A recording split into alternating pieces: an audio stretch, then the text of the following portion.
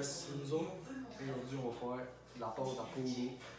C'est comme pour la pâte à pizza. Pour commencer, on va prendre la farine de maïs, la farine normale, le sel, puis ici, le sucre et la poudre à pâte. On va mélanger dans ce bol-là pour ensuite insérer l'œuf et le lait de beurre ou le babord pour obtenir un mélange homogène pour la pâte. Un coup qu'on va bien brosser tout ce mélange-là, on va pouvoir faire une pâte, la taper, l'aplatir, puis enrouler nos saucisses de pâte. Ensuite, les badigeonner avec un peu de beurre. Ensuite, les mettre au four.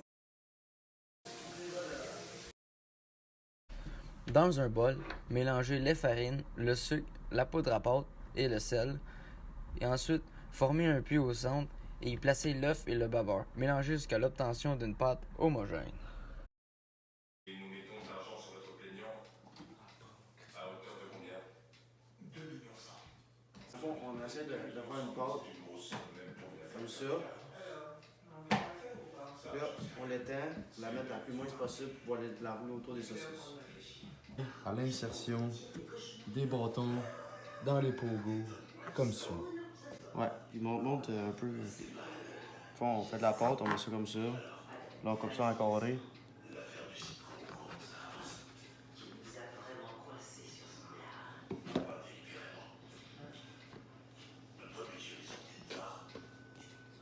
Et là,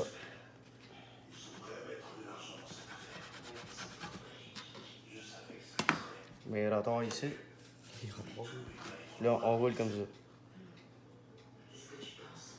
Là, on fait un petit entaille. Là, ça en fait un.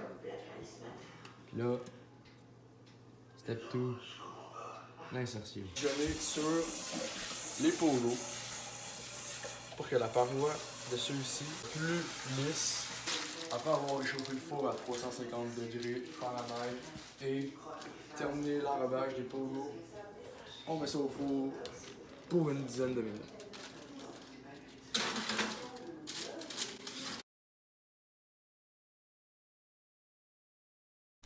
La levure chimique est une substance chimique qui se produit sous certaines conditions, comme le dégagement de gaz carbonique, le contact d'humidité et la chaleur.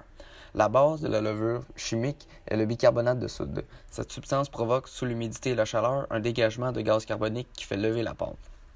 L'acide de cette substance est l'acide citrique. Cette substance permet d'accélérer le dégagement de gaz carbonique. L'amidon, qui est la matière neutralisante, empêche une réaction chimique prématurée en contact de l'humidité et de l'air. Pour agir, la levure chimique a besoin d'humidité et de chaleur. L'humidité va supprimer le rôle neutralisant de l'amidon pour produire un premier dégagement de gaz carbonique qui est de faible intensité. Dans le four, le dégagement de gaz carbonique augmente, les bulles de gaz carbonique cherchent à s'échapper.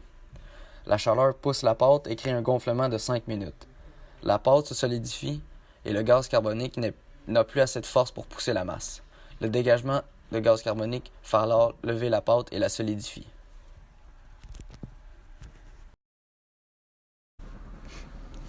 Il est important de mélanger les aliments secs et liquides séparément et de les mélanger ensemble pour obtenir un mélange homogène.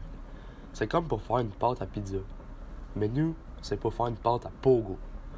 Comme lors de la vidéo, le gluten dans la farine, qui a une très grande importance dans le processus de la formation de la pâte, va retenir les bulles de dioxyde de carbone issues de la dégradation des sucres par la poudre à pâte. Un peu comme au hockey quand un joueur en retient un autre. Ainsi, c'est ce phénomène qui provoque la levée de la pâte. Toutefois, dans notre cas, un échec flagrant. La réaction de Maillard est plusieurs réactions chimiques qui s'effectuent pendant la cuisson d'un aliment et qui changent par exemple le goût, la couleur ou l'odeur d'un aliment. La réaction de Maillard réunit plusieurs réactions qui créent des molécules à partir d'acides aminés et de certains sucres. Ces molécules aussi réagissent ensemble et dégagent des arômes puissants qui se font ressentir dans la viande grillée et qui, pour notre part, représentent les saucisses des pogos. À savoir, la réaction de Maillard se produit dans toutes sortes d'aliments durant leur cuisson, mais elle se fait plus ressentir de la cuisson de la viande. Les sucres agissent sur les protéines de notre chère saucisse pour lui donner un goût succulent, une incroyable odeur ainsi qu'une couleur brunâtre. La réaction de Maillard peut se produire sur toutes sortes de cuissons. Nous avons utilisé la méthode de rôtir les pogos. Mais les frire ou les faire griller auraient aussi bien marché. La seule chose qui aurait changé, c'est la vitesse de cette réaction, qui change à cause du pH d'un aliment, sa teneur en eau et plus particulièrement sa température qui aurait changé selon le mode de cuisson, qui aurait été différent. Nos pogos, c'est arrivé à terme. Résultat final. Une bonne cuisson.